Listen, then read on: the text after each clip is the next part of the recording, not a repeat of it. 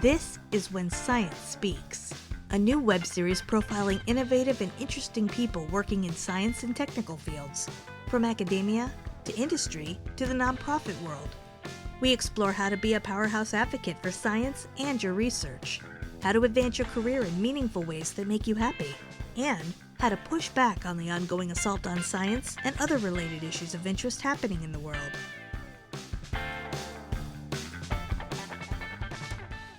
It is so great to have Jim Papa on the show today.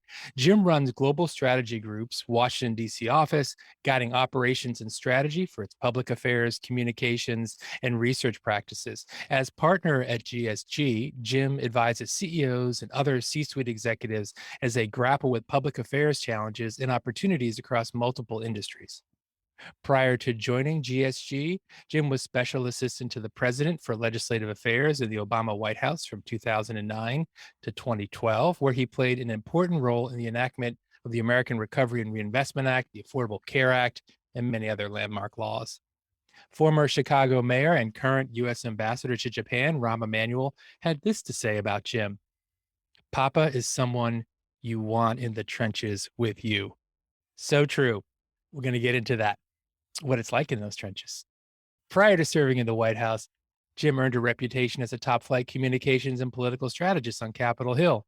He served as a senior advisor to Democratic Caucus Chairman Rahm Emanuel, chief of staff to Rep. Rush Holt, who, as many listeners know, was one of only 3 scientists serving in Congress at that time. And Jim had many other senior roles as well. Jim is an experienced spokesman. He's a media trainer. He's prepared clients for broadcast appearances ranging from Meet the Press to 60 Minutes. He has guest lectured at George Washington University, and American University. And Jim has a JD from Georgetown Law and an undergrad degree from Cornell University. And Jim, it's funny, I didn't realize that because that's my alma mater as well. Jim, I know. welcome to the show. It's great to have you here. It's great to have this opportunity to talk with you again. Thank you so much for having me. I'm really excited to be here and to be able to talk with you. And I know listeners are going to get a lot out of our discussion. Jim is a master communicator. He now advises CEOs, as I talked about in the introduction. And one of your focuses is on how to convey messages in compelling, memorable ways that resonate with listeners. And you've honed this skill over many years in different environments, in Congress, at the White House, in the private sector. What are some of the common missteps that you've encountered as you've guided and counseled clients and members of Congress in effective communication? And this, I think, is really going to be helpful for listeners, how you did and how you do every day address and remedy some of those communication challenges. Yeah, of course, it depends a bit on the form and format of the communication. So giving a 2-minute interview to a reporter that might be condensed to a sentence in an article that they write, or a 5-minute meeting with a member of Congress, or a 15-minute speech. All of those are different forms of communications and therefore have different pitfalls. But I put a real emphasis on 3 things. One is connection. How are you connecting with the people that you're talking to? And a common misstep is mistaking a credential for a connection, right? Like, I am the CEO of whatever. And so as a result, the implication there is, or unsaid is, you're going to respect me for my business acumen and my knowledge of this company. Or I went to MIT and I have a degree in X. And so now, listener, you are likely to accept my view of the science on X, Y, or Z. A credential is not a connection. And so people tend to allocate their time, whether it's 2 minutes, 5 minutes, 15 minutes more, often on the wrong things.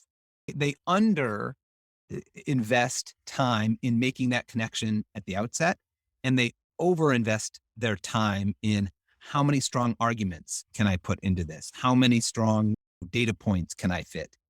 And unfortunately, that connection is actually, in my view, the linchpin to whether anything else is going to be heard for what you want to communicate. So that's one. A second thing is, people don't invest time in planning of what's going to be the most memorable thing. They take only one idea or one, thing to take away from this speech? What will they remember?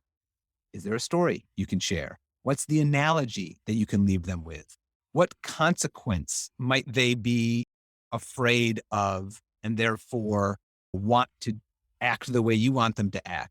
All of these types of crutches are essential for actually having a durable message that somebody can act upon later. And then the last bit is just repetition. I know in the political field, people in particular get exhausted because the elected official might be like, why do I have to use this phrase again? Why do I have to give this speech that is 80% the same again? But you can't, this is why LL Bean sends you a million catalogs. Like we all know you have to get a message over and over again to really remember it.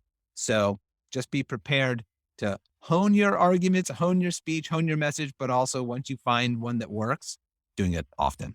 Right. So great. I want to highlight one of those elements, all three so important. And by leading with connection, obviously, I'm a huge believer in connect before you communicate. And I love your credential is not your connection. As I mentioned in the intro, you were chief of staff to Congressman Rush Holt.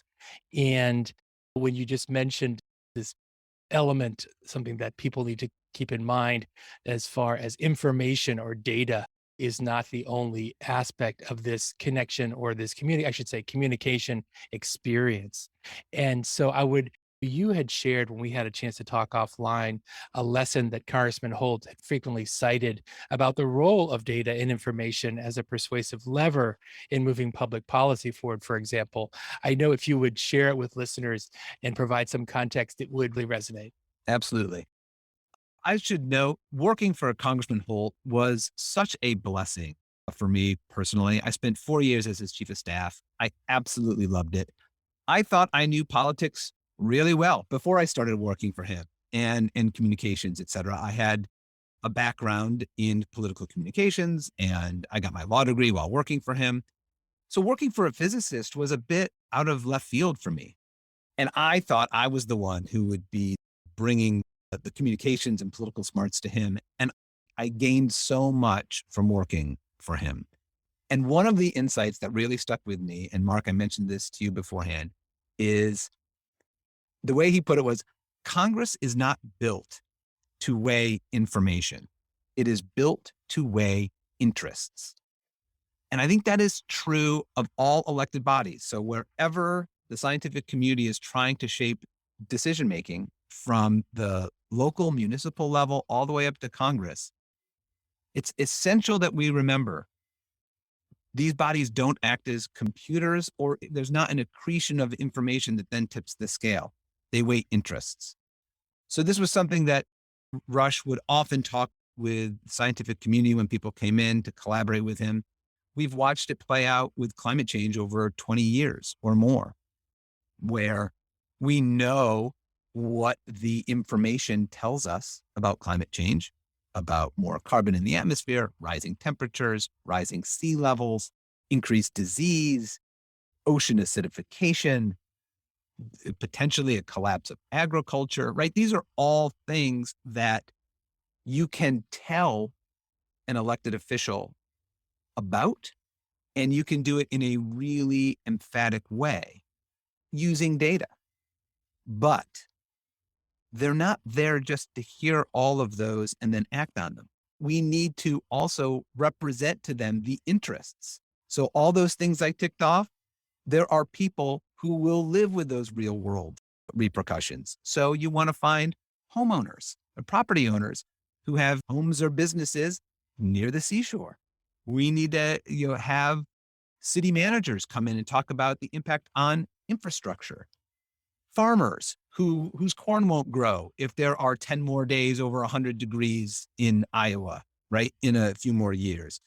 Fishermen who can no longer find the huge stocks of fish that they once did, on and on. So it is these groups of people, these interests that will really resonate with the decision makers operating in a system that's built to weigh those interests rather than information.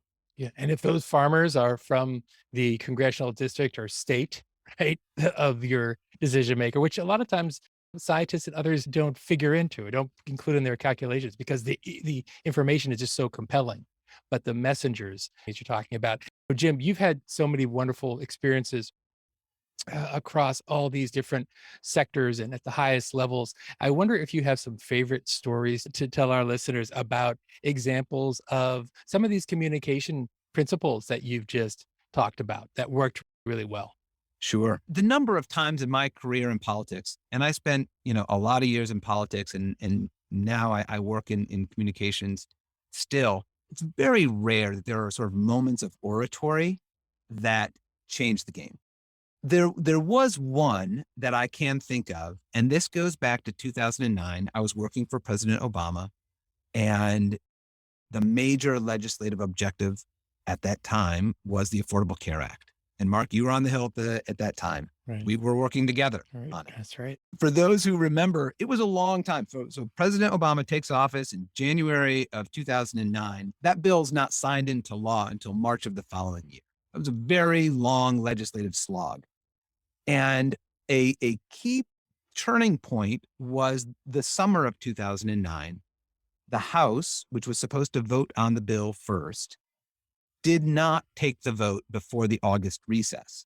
So during that month, all the members, House and Senate, go back to their districts and they start holding town hall meetings. And what ensues is a raging political fire all across the country, where all of these Democratic members who went out to talk about the Affordable Care Act and this vote that they might have when they get back were just yelled at time and time again. Now, it was an organized effort by the other side to deliver political heat to these members and try to get them to vote no. And it was effective. Members were communicating back to us, back at the White House, all throughout the month, just how much political pressure they were under. And as a result, the bill was on the ropes. The House bill had not been voted on, let alone the Senate bill, let alone a conference report. Like none of those things had happened yet. And so we determined in partnership with the Democratic leadership on Capitol Hill that a speech by President Obama, a joint address in the House chamber was going to be necessary if we were going to save this thing. And in September of 2009, the president gave that speech. The stakes were obviously very high. And he did a number of things with that speech that for people who are interested in good speech writing and good oratory, it's worth pulling up. Number one, he started by focusing on what it means to have poor health insurance or no health insurance for real people. He also put the larger project of healthcare into historical context and what it means for the country at this moment. We as a country have been fighting to get health insurance for everybody for decades, and now it's coming up on about 100 years. Being able to say, this is our moment, we can do it this time, that is an inspirational part of the speech. But then the part that I love the most is he knows who his target audience is. His target audience is these House Democrats from frontline districts who've just gotten nothing but heat for a month. And again, they represent red districts. So these are not Democrats that just go along with the party very often. And likewise with some Democratic senators in red states. So he started discussing about 2/3 of the way through the speech about all the bipartisan parts of this bill. He talks about how McCain has authored the Patient's Bill of Rights with Ted Kennedy. That is part of this bill.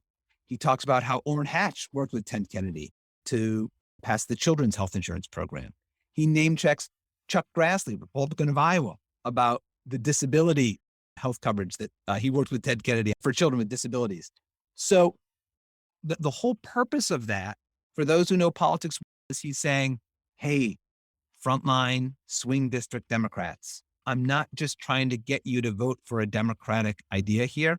This is a bipartisan consensus that'll save costs, that'll deliver health insurance, that'll improve, the quality of coverage for people who have it. That speech ended. Applause from all Democrats and many Republicans. And one of these members who came from a swing district came buzzing down the aisle to me, shook my hand, though I had nothing to do with the speech, and said, count me in. It was that type of moment. Now, were there like bumps and twists and turns after that? Of course there were. But he had to pick up a heavy boulder and he had to move it someplace else. And he did it. And it breathed life back into that. A couple other quick ones. One having to do with also healthcare. It is well known, or it's a part of the kind of political history, that no Republicans voted for the ACA. Actually, that's not true. When it came through the House, there was a Republican congressman who voted for it. Joseph Gow of Louisiana, he represented New Orleans, voted yes. He was one of my members, okay? Meaning he was assigned to me in legislative affairs. And he was such an interesting, committed, thoughtful person who wanted to know the policy really well. And he wanted to get into the details so much that it exceeded my expertise. And Nancy Ann-DeParle, who was the healthcare czar at the White House at the time, and I made Congressman Gow our project. Anytime he wanted to talk, we set up a meeting. So Nancy Ann and I sat in Congressman Gow's office multiple times, late at nights, sometimes on weekends, where we would go through and answer all of his questions. We'd provide more context, et cetera. That communication style, it isn't a big speech, but it is authentic. It is repetitive. We were demonstrating to him that we cared what he thought. We were sort of proving that we were who we said we were along the way through our credibility. And I'll give you the last one. This was before President Obama was elected, 2007. The freshman class of Democrats that helped us take back the House had just been elected. Okay. So Democrats are now in the majority for the first time in a long time. And the Iraq War is raging. And in the spring of 2007, there were going to be votes to defund the war. One of the new members was a congressman from outside of Philadelphia named Patrick Murphy, and he had served in the Iraq War. Young guy and a good speaker and an impassioned speaker, though he didn't have any meaningful public service before that. Because I was working for the House Democratic Caucus at the time, I attended every caucus meeting. And for those who don't know what a House Democratic Caucus meeting looks like, if you've ever been at a hotel in a kind of a medium-sized room where there are a few chairs up at the front and then it's classroom seating with an aisle in the middle, that's what a caucus meeting looks like.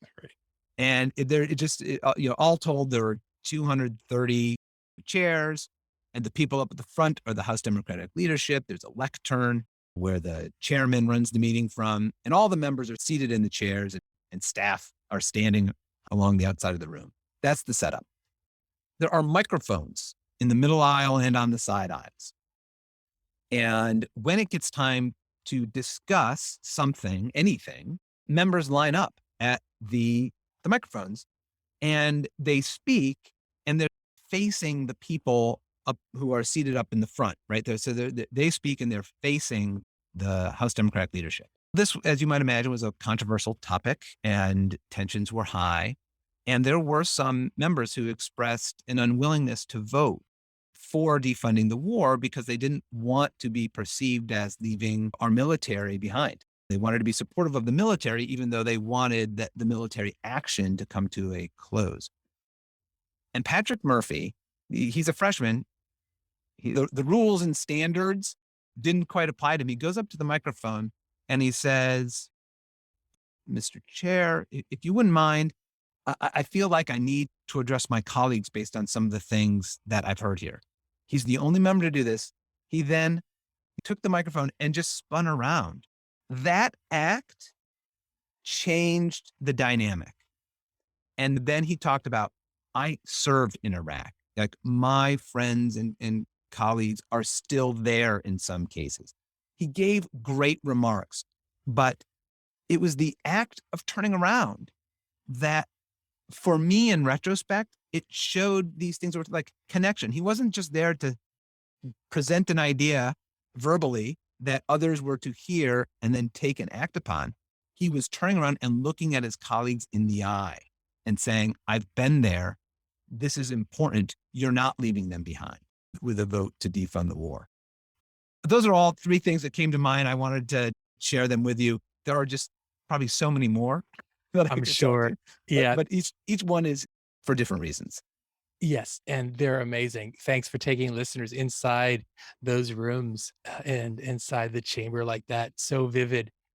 Jim, one of the things you alluded to with the Patrick Murphy story was the importance of the messenger. He had tremendous credibility and authority as a veteran to speak like that. And oftentimes we forget that the messenger actually matters a lot in addition to the message and your emphasis on connection before we even deliver the message. So important. I want to ask you as we wrap up, in addition to some of these nuggets of communication wisdom you've shared, are there any books or videos or any other resources that you recommend for listeners who are interested in improving the way they communicate their research priorities or their policy issues, for example, and we'll include those in the show notes. Yeah. One book that has been very influential and that I really recommend to people is called The Righteous Mind: Why Good People Are Divided by Politics and Religion by Jonathan Haidt. It has really influenced my thinking. And to give folks sort of a broad brush of it, the thesis is that we are all animals who make decisions really based on a core set of 6 values. Okay. And these values come in pairs. So one might be care, harm, for instance. Okay. So if you can imagine if you were like a music producer and there's a soundboard in front of you and the dials go up and down, we all have these 6 dials and they're all for each of us set a little bit differently. So your taste buds are different from my taste buds, but we've all got them. If you accept that rough thesis of these values and the process of how we make decisions is mostly what these values lead us to conclude, and then our inner lawyer helps rationalize us to what those values dictate. Okay. And Jonathan Haidt is a psychologist. He's not a political author. What I love about the book is there are many experiments that he walks through to explain and to show this is how we make decisions. So you can get people to respond to certain questions that it shouldn't be what they conclude, but on the fact pattern that you present, but they want to reach that conclusion. And then their inner lawyer will substitute in the rationale. That's the danger of overemphasizing information. If we think that what everyone makes decisions upon is information, then all we do is supply information and we don't address these root values. And an example might be around immigration. Care, harm is one of the principles, okay? And depending on how your dials are set, when someone is harmed, that might be really, really impactful for you. And Democrats generally index highly on this care harm principle. Okay. So when during the Trump administration, it became known that there were kids in cages, you may remember that.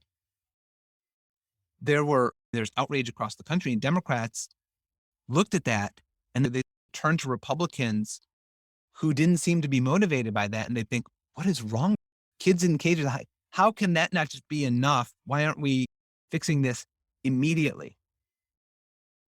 Another way to talk about immigration for a community, let's say you're talking with people who really want the border totally secured, don't want more immigration. When you hear them talk about it, their verbiage almost sounds like they're fighting infection, right? They'll say words like, these immigrants, they are bringing drugs, they're bringing crime, violence, disease, right? It's almost as if it's a cellular border and they don't want anything to infect the cell. That should signal that one of the things that they probably score very high on is a value related to sanctity. And that it's not just religious sanctity, that's not what I'm referring to, but like the sanctity of the border. Mark, talking with you, I'd also say, okay, there's some real undertones of race there that we need to unpack. But if you want to move them, perhaps a way to talk to them is to tap into another value that's not care harm, but it's loyalty, and say, hey, my great-grandfather came to this country from Italy. And when he got here, He had no money, worked in dress shops. And it's just part of the American story that I'm proud of. I'm proud that we're an immigrant country, and tell me about your story. And then you are talking about immigration, but from a different point of view. And that may not even be the most resonant way to talk about immigration for yourself, because it may be that kids in cages I find so appalling that I wonder why I'm not driving down to the border right now to address it. But if the goal is persuasion, we have to understand what is going on in their minds and craft a message and an approach that can help open their mind to our information. Because if we're barking up the wrong tree, they are going to sit there and think like we're all wet, like that we are somehow missing something. I hope I've done Jonathan Haidt a little bit of a favor. I hope I've captured it as well as I can, because it's such a great book. I highly recommend it. If you do read it, Mark, I'd love to talk with you about it. Summer reading list, it's been added for sure. I'm going to put that in motion right after we finish our conversation, Jim. And that information, your stories, your specifics, the principles you're bringing forward, all just so valuable for listeners. And I really appreciate you taking time out of your busy schedule to share these unique experiences that almost nobody in America has. So thanks for bringing that, and your message will be getting out there across not just the US, but other places as well.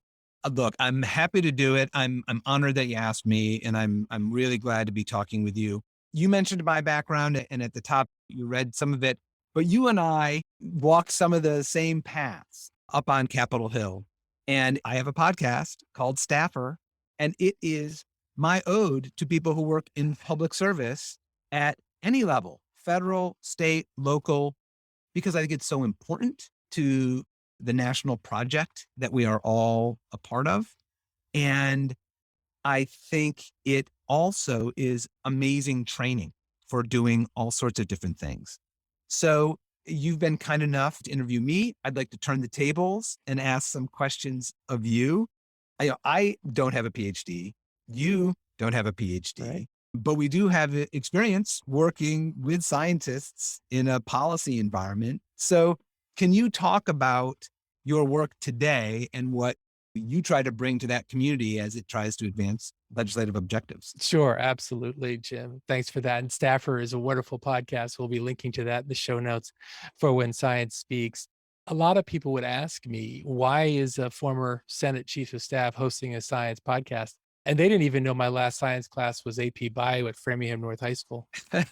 The only science I took in college was, I took astronomy. The only engineering or math I took, I think, was engineering myself out of the math requirement at Cornell. And so, Jim, you can relate to that as far as the Cornell campus and so forth. I can tell you that when I was on the Hill, I worked very closely with scientists and engineers who were fellows from the American Association for the Advancement of Science, for AAAS, which has a wonderful fellowship program. The scientific societies that feed into that as well are so valuable to all of us. And we took very seriously, as I know Congressman Holt's office did as well, the opportunity to bring on scientists and engineers who are going to spend a year really learning the legislative process.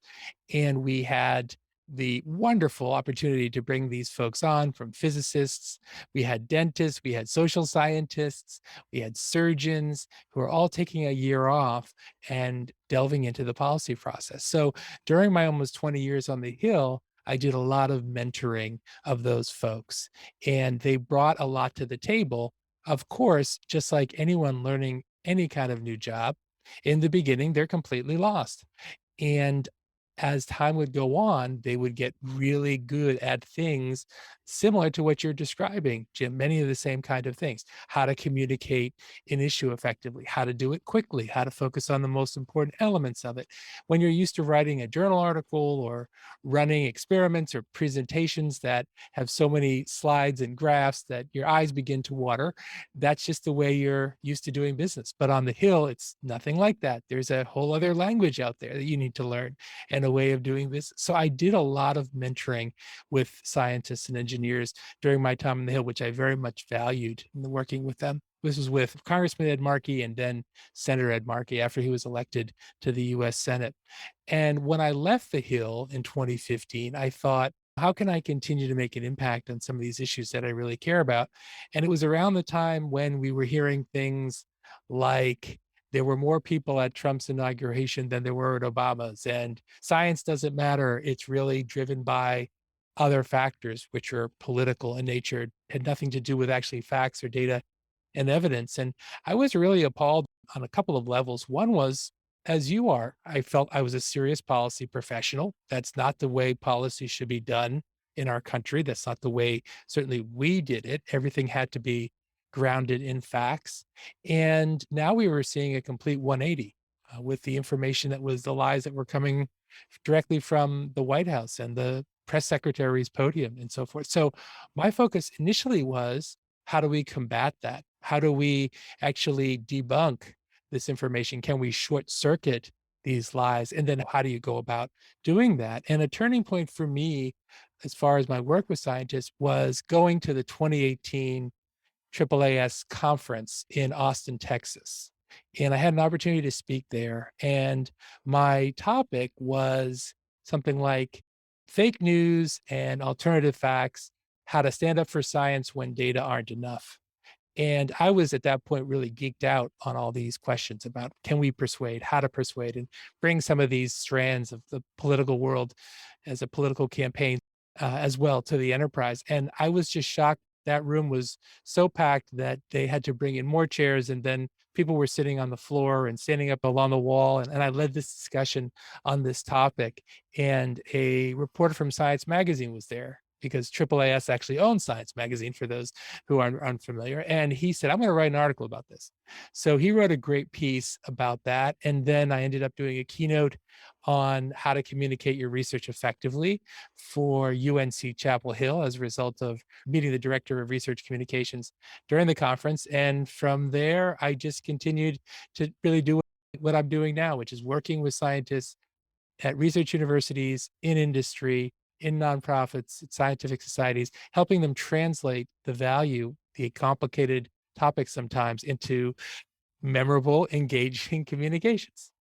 So important. And you are just the perfect person to be doing this work. It's something that we just talked about in terms of connection, that the mis and disinformation threat, which is so real and quite dire in our country today, that connection, that's the linchpin. So when we're talking about connecting, it's like what we are trying to persuade is, why should you be listened to or trusted?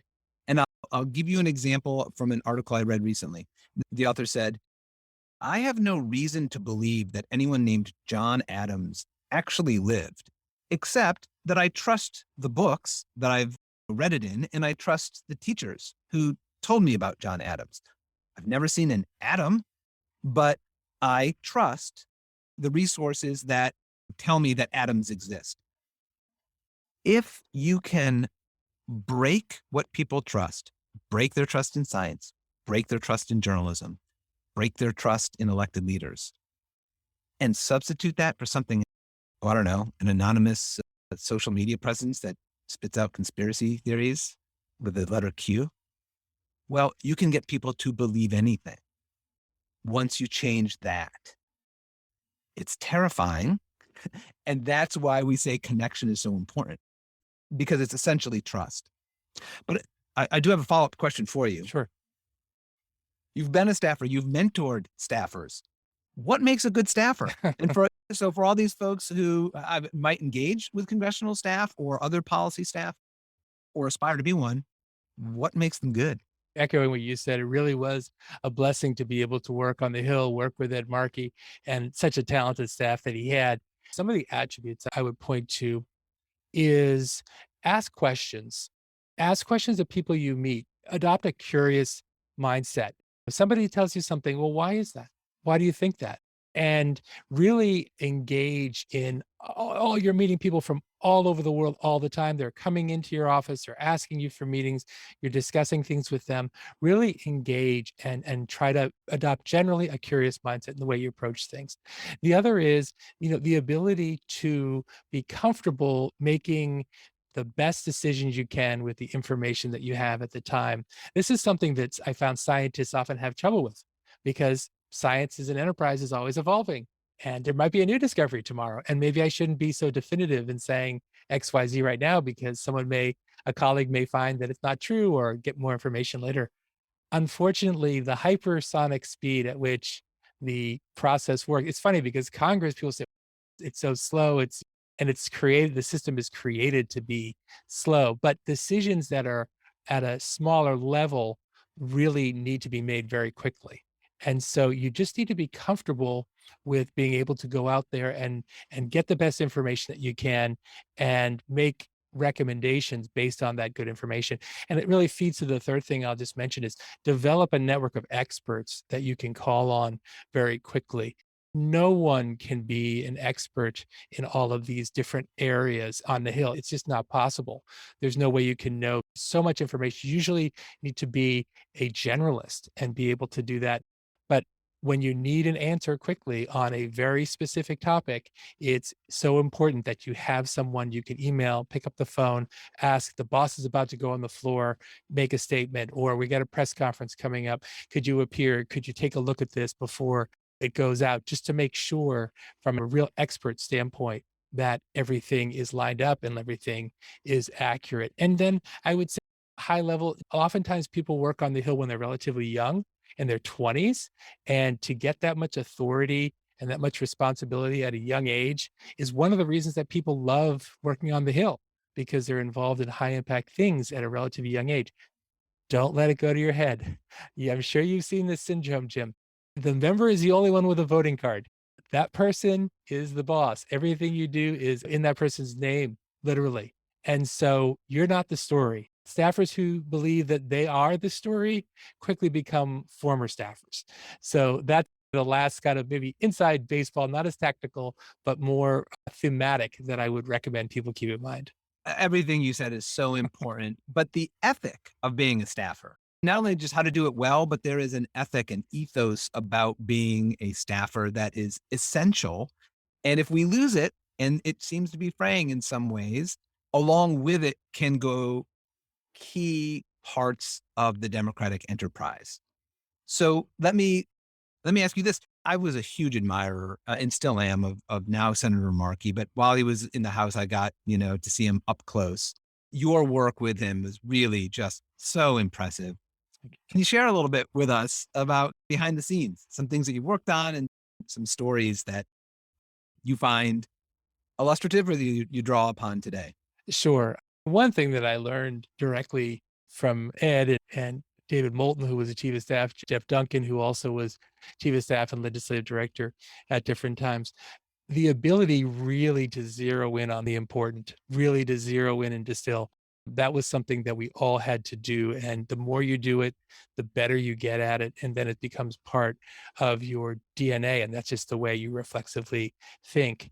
Another thing I would say, I had this joke sometimes I would say to people, they'd say, how long are you working for it? And I'd say, right now it's 15 years or 12 years or 10 years or 7 years. And actually, we have a term for that level of tenure in the office, which is rookie, which of course we didn't, but it always was a laugh line. So I always used it because people wonder, well, how does he keep staff for so long?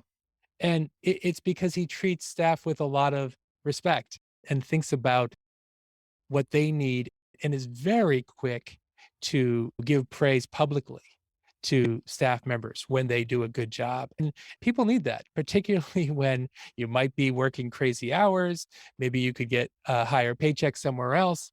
But to have your boss in such a visible way, whether it's a US senator or whoever on the staff, say, did a great job today and do that publicly. It could energize people for weeks, right? Change their whole attitude about the job. So that was really important. One of my favorite stories was the the Communications and Video Accessibility Act, which was an effort that Ed led with Chairman Waxman and others, but Ed was really point on this, and Senator Mark Pryor in the Senate was as well. And basically, what it did was update the Americans with Disabilities Act for the internet age, we called it.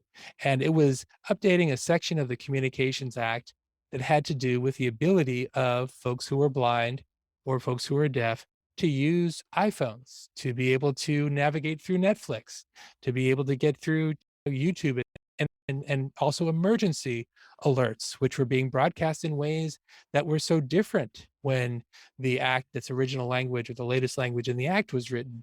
And so the idea was we were 20 years out. George H.W. Bush had signed the Americans with Disabilities Act in 1990.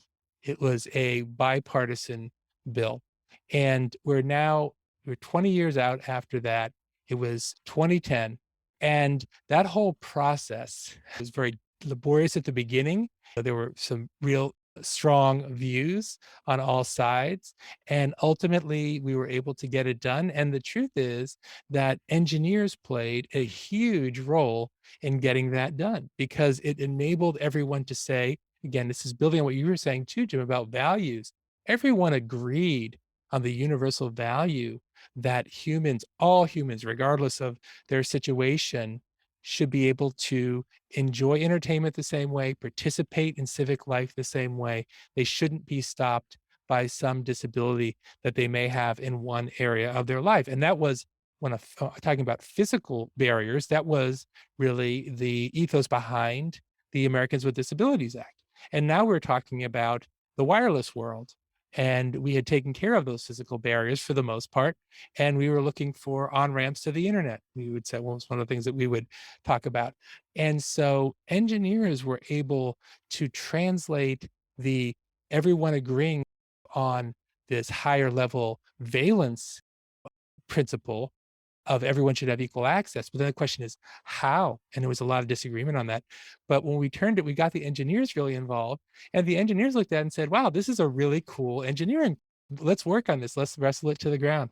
And they were able to do it in a way that made everybody happy, that was able to fulfill this universal value people agreed on. And it ended up with this signing ceremony at the White House in the East Room with Stevie Wonder. And that I was fortunate to attend. And then after the signing ceremony, no one who had blood, sweat, and tears, and this, I'm sure you were in so many of these rooms too, Jim, it's like, you just don't want to leave. It took so much to get there and you got it done. And the core group is still there and just talking and soaking it up. And all of a sudden, Stevie Wonder was still there. Everyone else had left, the Marine Guards ushering us to the exits, but no one wants to leave. And somebody says to Stevie Wonder, he ends up deciding there's a piano right where we're standing in the foyer. And he ends up playing a song that he had been working on the piano as we're like around the piano. It sounded like it was almost like the Sound of Music with the band Trap Family around the piano. And it's Stevie Wonder. And I'm like, I can't believe I'm here in the White House, had this bill signing. Stevie Wonder is playing a song he is working on right now. And we've just done something that we felt was so important for everyone in America. That was a highlight of my time on the Hill. Oh, I love it. Those moments. And one of the reasons I loved being a staffer and I love staffer stories is because you get to intersect with history sometimes in impactful ways, in memorable ways. And when you take a step back, you say, oh, wow. Like in my case, I'm the son of two teachers. I grew up in upstate New York. And yet here I've been able to have a sled ride down the mountain that has delivered me to all sorts of, neat moments. And that is something you'll tell your grandchildren about, Mark, right? Like you were part of something that is affecting people's lives all over the country today. And it had this cool thing at the end, but that impact is so sustaining and important.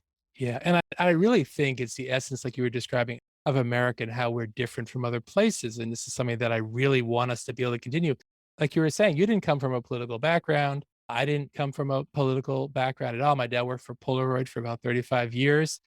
And my mom stayed at home for a long time before she went out to teach. It wasn't like because we were born at a certain station that we weren't going to be able to move around. And that's just really what still fires me up about our country. This is going to be my last question for you. We have talked about the promise and optimism and excitement of being a staffer.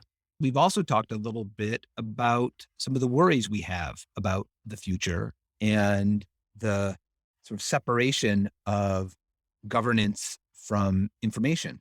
I look at the January 6th insurrection and what led to it, the violence that occurred that day, and sadly, the discussion that has occurred after it now and how it's being re-described, misdescribed. What do you think are some of the root problems, the root causes of the problems that we face today? And what do you think gets us out of some of those problems so that we can be more optimistic about our ability to self-govern over the next 100 years? Yeah, that's a great question. I have a couple of tactical ideas and more of a high level, idea. One is the thing that we've been talking a lot about during our discussion here, which is values and connection. And I think we've stopped trying to connect in many ways with those who disagree with us in one way or another. But we still have so much of our fundamental being, regardless of where we are in the world or what political party, which is the same. I spend a fair amount of time in the hospital with my young son who is now doing very well, but he had a few years there where he was had a few surgeries, and I was always struck by the other parents in the children's ward at the hospital because we could just look at each other and nod. Yeah, I understand exactly what you're going through and your worries and your hopes. And being able to strike up conversations with these people, regardless of it didn't matter what else they had going on, what they did for a job, all these other sort of superficial things melted away. So I always would encourage people to try to see the person that you are talking to and get to that. And a lot of it has to do with asking questions. And it's not too long before you can hit upon things that you have in common. And we're wired to be more comfortable with that. And the things you have in common can be so what seem trivial, but they make a real difference. Don't give up when it comes to interacting and connecting and engaging with other people. Ask questions, be curious. You're going to find that you have a lot more in common than you think. And that's the connection aspect that enables all the other things. I'm glad that we've really highlighted that because a lot of folks forget that. And I think political people know that instinctively and use that and have seen it work. I'd say tactically, this is funny because when I first started working on the Hill the first time, the first tour was from 1993 to 1996. And we would get mail about getting rid of the Electoral College. It's a relic, it's like the appendix of our democracy, it's useless now. And we would respond, but I never really took it seriously. Then after the 2016 election, sometime in 2017, 2018, I saw the documentary about Facebook and I saw how easy it is to micro target and how you can, using misinformation, you can really if you convince just enough people in a handful of congressional districts across the country, you can swing a state and then tip the balance in a presidential election. And I thought that the reasons for the Electoral College and having that still as part of our democracy had passed and that technology had enabled it to be gamed. And we've now seen not just how it could be gamed, but how it actually was gamed to what I would say would be the detriment of our democracy. So I think from a tactical standpoint, I would say we should get rid of the Electoral College, of course, which would require a constitutional amendment. And that's not something that's easy, but I think it's very important that we do that. The third one is a smaller item that I think would be eminently doable, but I suffer from this myself. And I think about geography. When my parents, you're the son of two teachers. My parents were growing up, geography, meaning like US geography, know all the capitals, know where the states are, know a little bit about them. That was part of civics, Yeah. how to be a citizen. And by the time I was going through, and we're around the same age, we never had geography. And I always say to my kids, it's such a huge blind spot for me. My geography is atrocious. Yes, the New England area, the East Coast, the parts of the West Coast, but even the mindset of that stuff in between isn't important. I don't know about it. I don't pay attention to it. I never learned about it.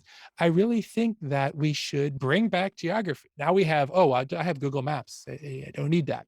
But Google Maps doesn't tell you anything with respect to the issues we're talking about now. It's to be able to develop these connections and feel connected to and be curious about people who are not living near you, right? You need to have a better frame of reference. And I think just bringing back geography and some of the civics lesson, maybe some of it is taught, but not to the degree that it was. But I'd say even as a start, can we all agree we should be teaching geography, where our fellow citizens live, what focus is in those areas, the industries, the challenges? I think that would go a long way and it'd be a relatively small thing to do. I love that suggestion. And count me in. I'm on board with it. Mark, you've been kind enough to allow me to ask you questions on your podcast. I can't wait to put this in the feed on Staffer as well. It's really been an honor to be a part of your podcast, and thank you. I really appreciate it. Jim, right back at you. We have a mutual admiration society here. You know how I feel about you and your skills. And it's funny, I'm just thinking about this as we're talking. One of the themes that came out of the Obama White House was no drama, Obama. And I always felt with you, it was the same kind of feeling. It was steady. It was incredibly effective, but with no wasted motion. And so you got done exactly what you needed to get done without any of the superfluous stuff that people often in politics get caught up with. And it was a pleasure working with you. And it's just been wonderful to reconnect and be able to have this conversation on our podcast. Well, likewise. Thank you for all those kind words. And as you said, the feeling is very much mutual. So thank you. I'm going to say, listeners, thank you for being along on this episode of When Science Speaks. I hope you'll be back next time for the next episode of When Science Speaks. Thanks for listening. Be sure to click subscribe. Check us out on the web at whensciencespeaks.com, and we'll see you next time.